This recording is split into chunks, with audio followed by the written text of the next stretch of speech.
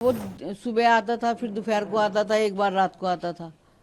3 बार का तो उसका पता ही है, और बाकी भैया रात बेरात को आता भी हो तो किसी को क्या पता। अभी तो बहुत मतलब दहशत का ही माहौल है और बच्चे भी घरों में कैद हैं।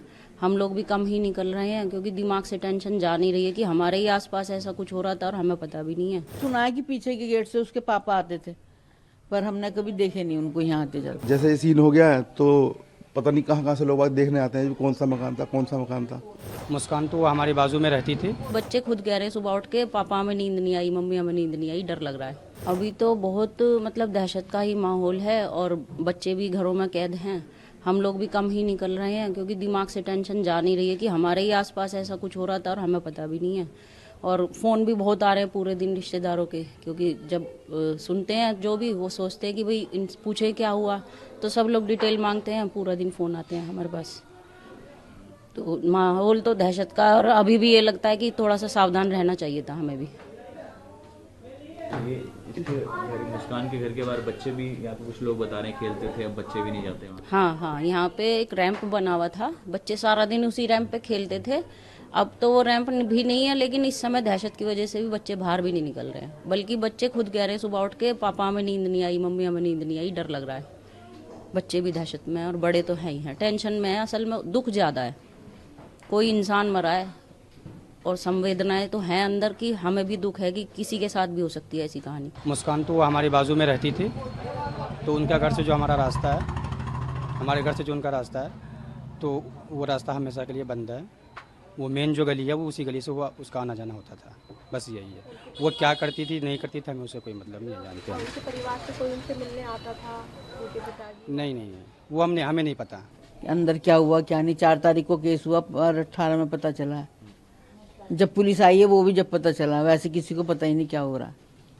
जो उसका साथी जिसने मर्डर किया दोनों ने मिलकर, तो वो उसका क्या अक्सर इसके घर पे आना जाना होता था? हाँ, वो सुबह आता था, फिर दोपहर को आता था, एक बार रात को आता था। 3 बार का तो उसका पता ही है, और बाकी भैया रात बेरात को आता भी हो तो किसी को क्या पता। दिन में डेली आता था? दिन में तो रोज ही आता था, सुबह दोपहर शाम।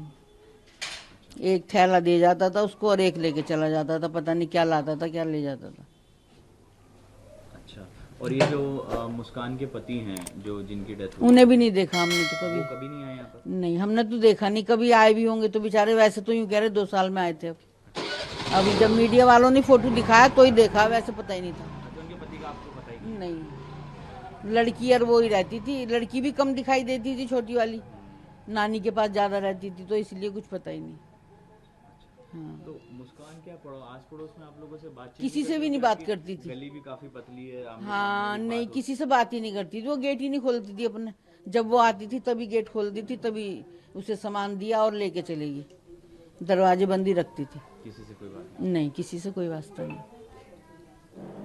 बस इतना ही पता। जिस तरह से मर्डर हुआ, इतना ब्रूटली उसको मारा गया, काटा गया, तो किसी को कुछ कानों कान खबर ही नहीं लगी। आवाज वगैरह कुछ ऐसे कभी नहीं है कि कोई चिल्लाया हो? नहीं, किसी को पता ही नहीं। किसी को बिल्कुल नहीं पता? नहीं, बिल्कुल नहीं पता। अब कैसा माहौल है गली में? शांति है बस या फिर सबको डर है भाई, सबको डर है।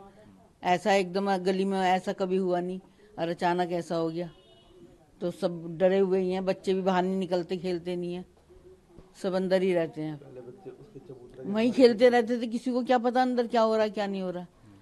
उनके गेट के आगे खेलते थे अधिकतर बच्चे।